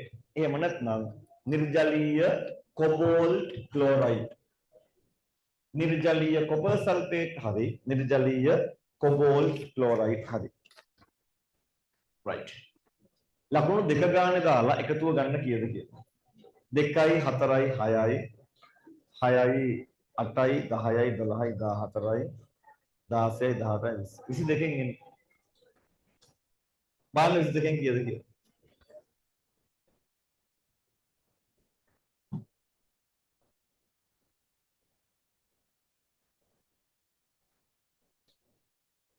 इसी देख मत इब्बला भाई 21ක් 20ක් එනවා සංක දෙක කාබෝහයිඩ්‍රේට් වල සුලභව හමුවන කාබනික සංයෝග කාණ්ඩයකි. එම සංයෝග සෑදී ඇති ආකාරය අනුව වර්ග 3කට බෙදිය හැකිය. කාබෝහයිඩ්‍රේට් ප්‍රධාන වර්ග 3කට බෙදනවා. මොනවද ළමයි? ඒ වර්ග 3 ලියලා උදාහරණ 3 ගන්න ලියන්න කියනවා. මොනවද? මොනොසැකරයිඩ්, ඩයිසැකරයිඩ්, පොලිසැකරයිඩ්. මොනොසැකරයිඩ් උදාහරණයක් ග්ලූකෝස් හරි, ෆ්‍රුක්ටෝස් හරි, ගැලැක්ටෝස් හරි. ග්ලූකෝස්, ෆ්‍රුක්ටෝස්, ගැලැක්ටෝස්. ඩයිසැකරයිඩ් උදාහරණයක් මෝල්ටෝස්, ලැක්ටෝස්, සුක්‍රෝස්. පොලිසැකරයිඩ් උදාහරණයක් පිෂ්ඨය, සෙලියුලෝස්, ග්ලයිකෝජන්. ඔය පේපර් ඉවර වෙද්දි ගොඩාක් තැන් පාඩමේ කවර් වෙයි. ආයෙ ගිහින් පාඩම් කරාම ආයෙ මේ පාඩම් කරන්න ඕනේ නැහැ එතකොට. මගේ ටාගට් එකත් ඒක සම්පූර්ණ පාඩමක් කවර් කරන එක ප්‍රශ්නත් එක්ක හරි. ඉහළම නම් කළ කාබෝහයිඩ්‍රේට් වර්ග අතරින් එක් වර්ගයකට X අයත් වේ. X අඩංගු නලයකට එක්තරා ප්‍රතිකාරකයක් දමා රත් කළ විට වර්ණ ශ්‍රේණියක් ලැබේ. එක්තරා කෙමිකල් එකක් දාලා රත් කරපුවාම ඒක කාබෝහයිඩ්‍රේට් එක වර්ණ ශ්‍රේණියක් එනවලු. අහනවා X යනු කුමක් විය හැකිද? ළමයි මොකක් හරි රසායන ද්‍රව්‍ය දාලා රත් කරනකොට වර්ණ ශ්‍රේණියක් හම්බ වෙන්නේ මොන කාබෝහයිඩ්‍රේට් වර්ගවලද? සියලුම මොනොසැකරයිඩ් වර්ග හරි සුක්‍රෝස් හැර ඩයිසැකරයිඩ් හරි. එතකොට X යනු කුමක් විය හැකිද? ග්ලූකෝස් වෙන්න පුළුවන්. ෆ්‍රුක්ටෝස් වෙන්න පුළුවන්. ගැලැක්ටෝස් වෙන්න පුළුවන්. මෝල්ටෝස් වෙන්න පුළුවන්. ලැක්ටෝස් වෙන්න පුළුවන්. සුක්‍රෝස් බෑ. සුක්‍රෝස් හැර මොනොසැකරයිඩයක් හරි ඩයිසැකරයිඩයක් හරි. ग्लूकोज सारी फ्रुक्टोज सारी गैलेक्टोज सारी ओने कनेक्ट कर लिवाय एक्स्ट डेमो प्रतिकारकය ඔය මොනොසැකරයිඩ් සහ සුක්‍රෝස් හැර ඩයිසැකරයිඩ් අඳුන ගන්න පාවිච්චි කරන්නේ මොනවද? බෙනඩික් ද්‍රාවණය. අපි කලින් කතා කළා පිෂ්ඨය පරිසර ගන්න මොනවද? අයඩින්. ඒ වගේ ඔය සියලු මොනොසැකරයිඩ් සහ ඩයිසැකරයිඩ් වර්ග සුක්‍රෝස් හැර අඳුනගන්න පාවිච්චි කරන්නේ බෙනඩික් ද්‍රාවණය. ලකුණු දෙකයි. ලැබෙන වර්ණ ශ්‍රේණියට අයත් අවසන් වර්ණය.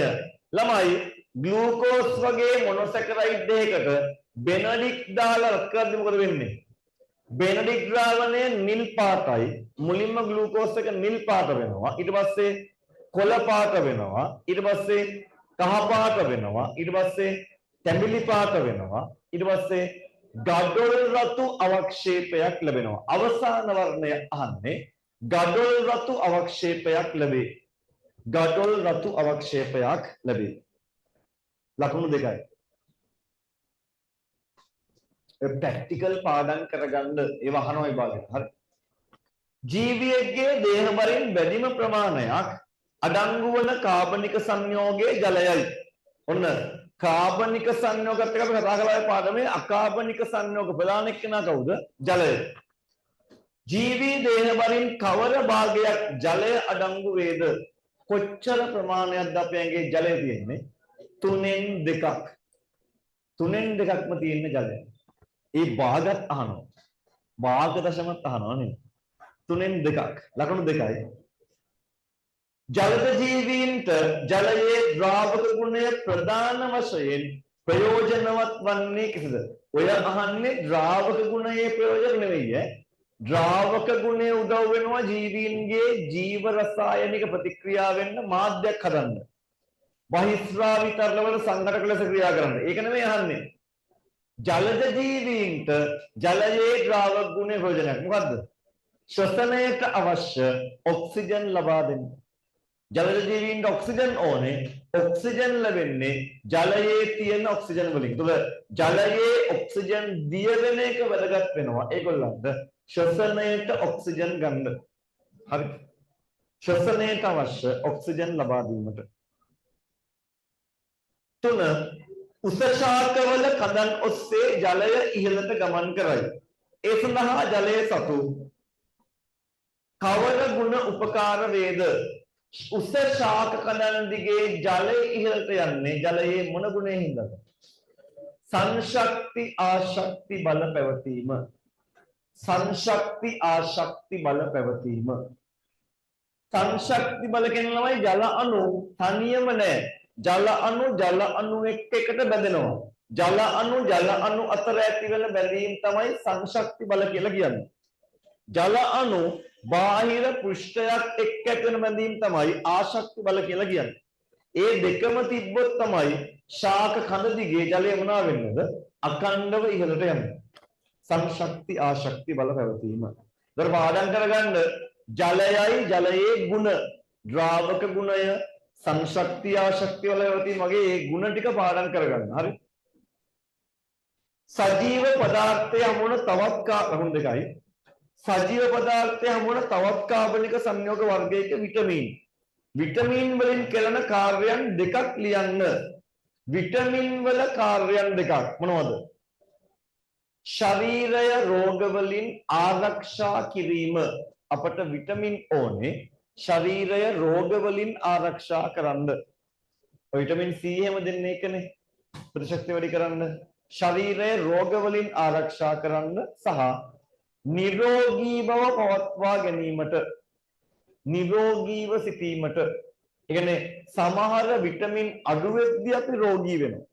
විටමින් A අඩු වෙද්දී ඇස්වල බිටෝලප එනවා. රාත්‍රී අන්ධ බව එනවා.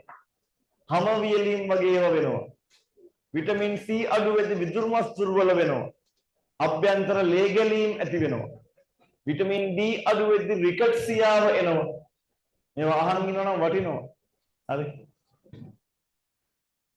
විටමින් K අඩු වෙද්දී මොකද වෙන්නේ? විටමින් K අඩු වෙද්දී තුවාලයක් වුණාම ලේ ගලන එක නවත්තන්න කැටි ගැසීම ප්‍රමාද වෙනවා. හරි. ආයෙකම කවුරු තියන්නේ? දෙක ලකුණු දෙකයි. ජල ද්‍රව්‍ය විටමින් වර්ග දෙකක් නම් කරන්න. මොනවද? තමයි විටමින් වර්ග දෙකයි. විටමින් ජල ද්‍රව්‍ය කට්ටියයි ජල අද්‍රව්‍ය කට්ටියයි. හරි. මේ ළඟදී ආව ළමයි හෝම්ස් මේ ඒ ලෙවල් කරන ළමයි හෝම් සයන්ස් කරනවලු. හෝම් සයන්ස් කරවලටත් ඔය සයන්ස් කැලේ තියෙනවා. ඒක සර්ගේ විටමින් කඩේ තාම මතකයි කියලා. විටමින් කඩේ හරි මේ එලර් කරන ළමයි කියලා කතා කරලා මතක නැද්ද? ඊළඟට හෝම් සයන්ස් වලට විටමින් ගැන පාඩමක් තිබ්බලු. විටමින් කඩේ මතකලු තාම. විටමින් කඩේ කියන්නේ මොකද්ද? විටමින් වර්ග දෙකයි මොනවද? විටමින් වර්ග දෙක ජල ද්‍රව්‍ය ජල අද්‍රව්‍ය. ජල ද්‍රව්‍ය දෙන්නයි කවුද? B හා C. විටමින් B හා C. ජල ද්‍රව්‍ය හතරයි කවුද? විටමින් කඩේ. හරි. K A D E. Vitamin K A D E. කඩේ කියන අපි නිකන් ඒ මතක තියාගන්න. හරි. ඔය ටික. right. එතකොට අහන්නේ ජලද්‍රාව විටමින් වර්ග දෙක විටමින් B හා C. විටමින් B හා C. ලකුණු දෙකයි. පහත කාර්ය සඳහා වැදගත් වන විටමින් වර්ග නම් කරන්න. රුධිරය කැටි ගැසෙන්න උදව් වෙන විටමින් එක මොකද්ද? Vitamin K. බලන්න එක්සෑම් එකේ හැම අස්සක් මුල්ලක්ම අහනවා. හරි. ඔයාලා තේරුම් ගන්න ඕනේ සම්පූර්ණ පාඩමක් පාඩම් කරගන්න ඕනේ කියලා. ඉතින් සාර්ථක වෙන මිනිස්සුන්ට යන්න ඕනේ පාරක් පෙන්නුවාම යන්න ඕනේ ක්‍රම කිව්වාම ඒවා යන්න දැනගන්න ඕනේ. සමහර ඒවා කරනවා. සමහර ඉතින් මේවා කරන්නේවත් නැහැ. මුකුත් කරන්නේ නැහැ. right. රුධිරයේ කැටි ගැසීම විටමින් K, කැල්සියම් සහ ෆොස්ෆරස් උරා ගන්න විටමින් D. Vitamin D. ලකුණු දෙකයි.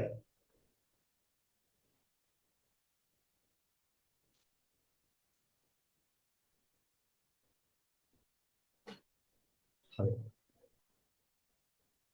එකතු ගන්න කීයද කියලා? 2යි 4යි 6යි 8යි 10යි 12යි 14යි 16යි 18යි 20යි 20න්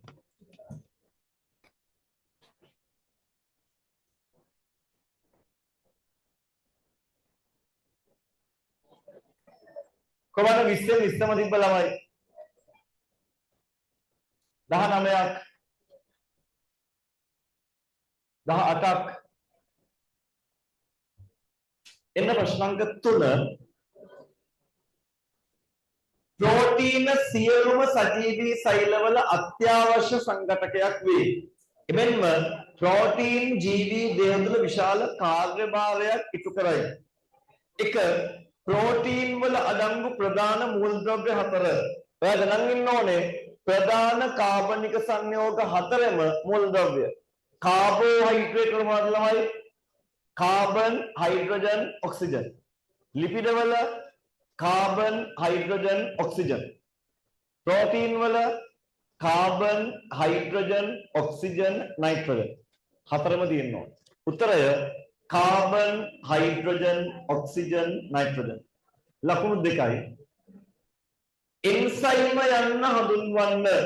එන්සයිම කියන්නේ ප්‍රෝටීන් එකක්. එහෙම ලියලා බෑ. එන්සයිම ප්‍රෝටීන් එකක්. මොන ප්‍රෝටීන් එකක්ද?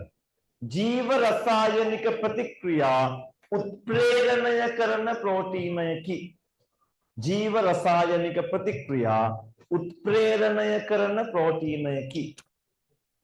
මොකක්ද ඒ ජීව රසායනික ප්‍රතික්‍රියා උත්ප්‍රේරණය කරන ප්‍රෝටීනයක් කියන්නේ? අර මම පටන් ගද්දිම කිව්ව එක පිෂ්ඨය තියෙනවා. පිෂ්ඨයට අපි ඇමයිලේස් කියන එන්සයිම් එක දැම්මොත් පිෂ්ඨයට ඇමයිලේස් කියන එන්සයිමය දැම්මොත් මොකද වෙන්නේ? පිෂ්ඨය මෝල්ටෝස් වෙනවා. ඔය පිෂ්ඨය මෝල්ටෝස් වෙන එක ජීව රසායනික ප්‍රතික්‍රියාවක්. ඒක උත්ප්‍රේරණය කරන්නේ කාගෙන්ද? ඇමයිලේස් එන්සයිම් එක. ඔය වගේ එක තව ගොඩාක් තියෙනවා අපේ ඇඟේ ජීව රසායනික ප්‍රතික්‍රියා වෙනවා. ඒවා උත්ප්‍රේරණය කරන්නේ එන්සයිම් වලින්. ජීව රසායනික ප්‍රතික්‍රියා උත්ප්‍රේරණය කිරීම. තුන අහන්නේ ඒකමයි ගාවට මේක තමයි. පිෂ්ඨය මත ඇමයිලේස් එන්සයිමේ ක්‍රියාකාරීත්වයෙන් සෑදෙන ඵලය. පිෂ්ඨයට ඇමයිලේස් තමයි හැදෙන්නේ මොනවද? මෝල්ටෝස්. මෝල්ටෝස් හැදෙන්නේ. ලකුණු දෙකයි. විද්‍යාගාරයේ ඇමයිලේස් එන්සයිමේ නොමැති අවස්ථාවක ඒ සඳහා ඔබට භාවිතා කළ හැකි ද්‍රව්‍යයක් නම් කරන්න. කෙල ගහනගෙන ලියන්න එපා. කේකයේ ඇමයිලේස් තියෙනවා. තසිරු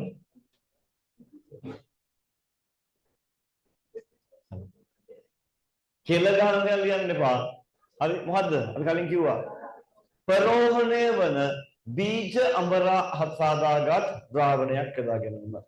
ප්‍රරෝහණය වන බීජවල ඇමයිලේස් තියෙනවා. ඒ හින්දා විද්‍යාගාරයේ මේ ඇමයිලේස් නැති වෙලා තියෙනවා නම් ඉවර වෙලා තියෙනවා නම් ප්‍රරෝහණය වන බීජ අමරා හසකසාගත් ද්‍රාවණයක් ගන්න පුළුවන්. ප්‍රරෝහණය වන බීජ අමරා සකසාගත් ද්‍රාවණයක්. ලකුණු 2යි.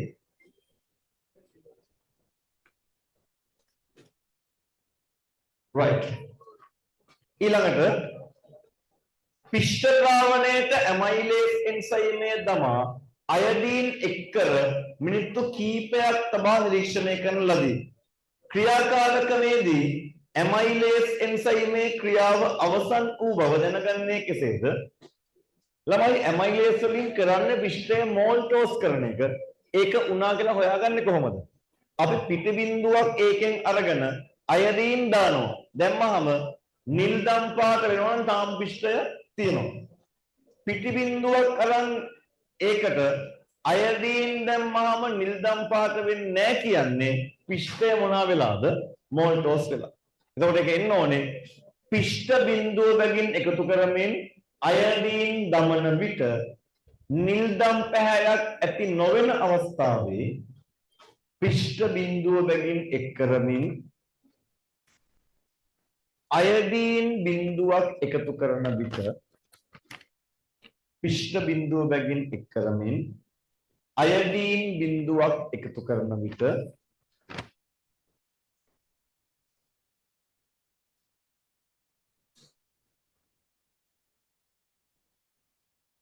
නිල් දම් පැහැයක් ඇති නොවන්නේ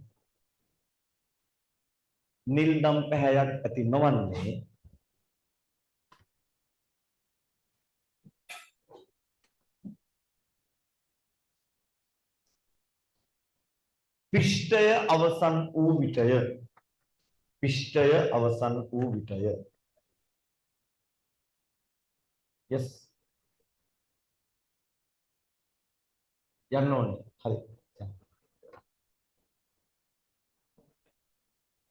හරි ඒ ළමයි ඔයාලා වැඩි කරන්නේ. ලකුණු 2යි. අන්තිම පිටුව එන්න. ඇමයිලේස් ක්‍රියාව අවසන් වූ පසු සෑදූ ඵලය හඳුනා ගැනීමට සුදුසු ප්‍රතිකාරකය දක්වා එහිදී ලැබෙන වර්ණ විපර්යාසය දක්වන්න. ළමයි ඇමයිලේස් දැම්මට පස්සේ හැදෙන්නේ මොනවද? මෝල්ටෝස්. ඒ මෝල්ටෝස් අඳුන ගන්න ප්‍රතිකාරකය මොකද්ද? බෙනඩික් ද්‍රාවණය. හරි. ඒක වලට අහු වෙන තැනක් තියෙනවා. වදින්න ඕනේ. නැත්නම් ඔන්ලයින් එකවල වදිනවත් වෙනවා. right. බලන්න ළමයි ඔයාට ඒක අහු වෙන තැනක් තියෙනවා. බලන්න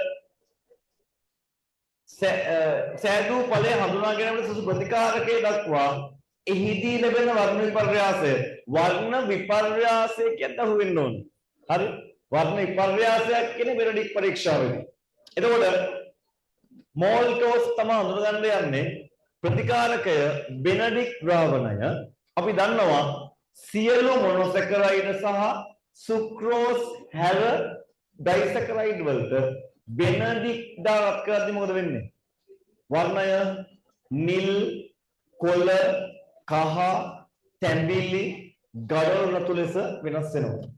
ප්‍රතිකාරකය බෙනඩික් ද්‍රාවණය වර්ණ විපර්යාසය නිල්, කොළ, කහ, තැඹිලි, ගඩොල් රතු අවක්ෂේපයක් ලෙස වෙනස් වේ. නිල්, කොළ, කහ, තැඹිලි, ගඩොල් රතු අවක්ෂේපයක් ලෙස වර්ණය වෙනස් වේ. ලකුණු 2යි. B වල 1 පහත අවස්ථාවලදී භාවිතා වන ජලය සතු ගුණය නම් කරන්න. A ජලයේ ඔක්සිජන් දිය වී තිබීම නිසා ජලජ ජීවීන්ගේ ශ්වසනයට දායක වීම. මොකද්ද? ද්‍රාවක ගුණය. ජලයේ ඔක්සිජන් දිය වෙන්නේ ද්‍රාවක ගුණය හින්දා. ජලයේ ගුණ ටික පාඩම් කරගන්න. හරි. ද්‍රාවක ගුණය. ජලය අයිස් බවට පත්වීමේදී අයිස් ජලය මත පාවීම මොකද්ද? අයිස් වලට වඩා වැඩි ඝනත්වයක් ජලයට පැවතීම. අයිස් වලට වඩා වැඩි ඝනත්වයක් ජලයට පැවතීම.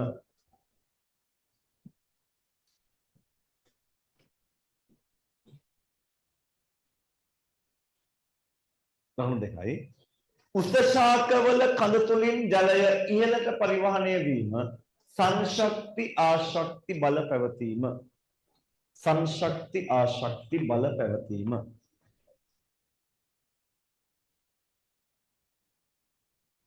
ලකුණු දෙකයි. ප්‍රබලකම් දෙක කාබෝහයිඩ්‍රේට් සහ DNA යන ජෛව අණු වල තැනුම් ඒකක කාබෝහයිඩ්‍රේට් වල මොනොසැකරයිඩ් DNA වල ඩිऑක්සිරයිබෝනියුක්ලියෝටයිඩ් ඩිऑක්සිරයිබෝනියුක්ලියෝටයිඩ් ලකුණු දෙකයි. තුන සෛල බිත්ති තැනීමට වැදගත් වන කාබෝහයිඩ්‍රේටය සෙලියුලෝස් ලකුණු දෙකයි. කාබෝහයිඩ්‍රේට් වල පොදු අණුක සූත්‍රය කාබෝහයිඩ්‍රේට් එක පොදු අණුක සූත්‍රය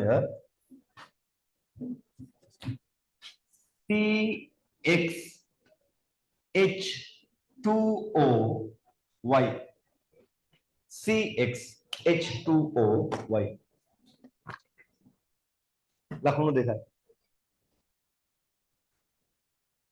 right අන්තිමට දැන් ඒ පාඩමේ සම්පූර්ණ කව එකක් වෙන්න ඇති හැම තැනක්ම මතක් වෙන්න ඇති. ඕකේ අහු නොවුණු තැන ටිකකුත් ඇති සමහරවල්ලාවට ඒවත් එක බලලා සම්පූර්ණ ජීවයේ රසායනික පදනම පාඩම ඉවර කරලා දාන්න. පාඩම් කරලා ඉවර කරලා දාන්න. right. 4 සිසුන් ආහාරයක එක්තරා පෝෂකයක් හඳුනා ගැනීමට සිදු කළ ක්‍රියාකාරකමක පියවරක් පහත දැක්වේ. ආහාර නිස්සාරකයකට P ප්‍රතිකාරකය දාලා නිරීක්ෂණය අතුපාට මේදගෝලිකා පාවෙනවා.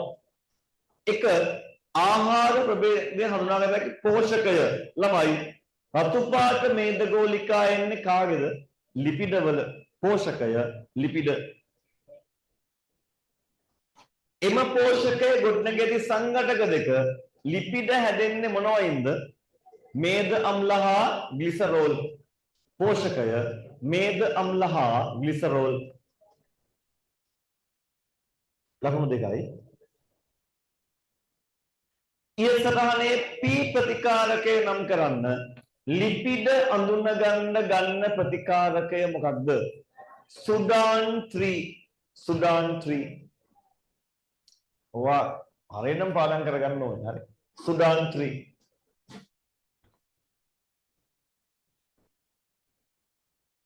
සෛල පටල තැනීමට දායක වන ලිපිඩමය සංඝටකය මොනවද? ෆොස්ෆොලිපිඩ. ඒක සෛලේ පාඩමෙත් කියා දුන්නා. ෆොස්ෆොලිපිඩ.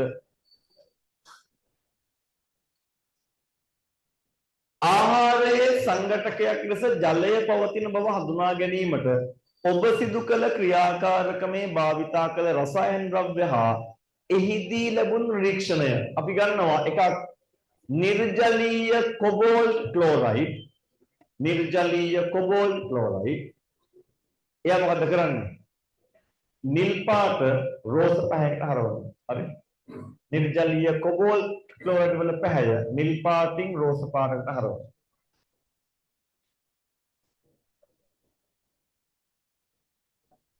හය ශාක තුල කැල්සියම් ඛනිජය ඌණ වීම නිසා පෙනෙන ඕන්තා ලක්ෂණයක් මොකද්ද? පත්‍ර අග්‍රය මිය යාම. පත්‍ර අග්‍රය මිය යාම. හරි. ඔන්න ඕකත් එක්ක ඕවරෝල් ඕගොල්ලෝ පාඩම් කරගන්න. හරි. පළවෙනි පාඩමේ පොඩි ඕගොල්ලෝ මතක් කිරීමක් කළා. ඕක ලේසි පාඩමක්. අපි ලබන සතියේ තමයි ඕකේ ඊළඟ හොඳම එකට යන්නේ චලිතේ පාඩම. ඔයාලට අමාරුයි කියන චලිතය ගණන් ටිකක් අපි ආයෙ හදමු. ප්‍රවේග කාල ප්‍රස්තාර, විස්ථාපන කාල ප්‍රස්තාර වගේ ගණන්යක් හදමු. හරි. එහෙනම් අපි ලබන සතියේ හම්බෙමු. ජීවයේ රසායනික පදනම පාඩම පාඩම් කරලා දාන්න. right. ලබන සතියේදී චලිතය පාඩම පාඩම් කරගෙන එන්න. හරි. එහෙනම්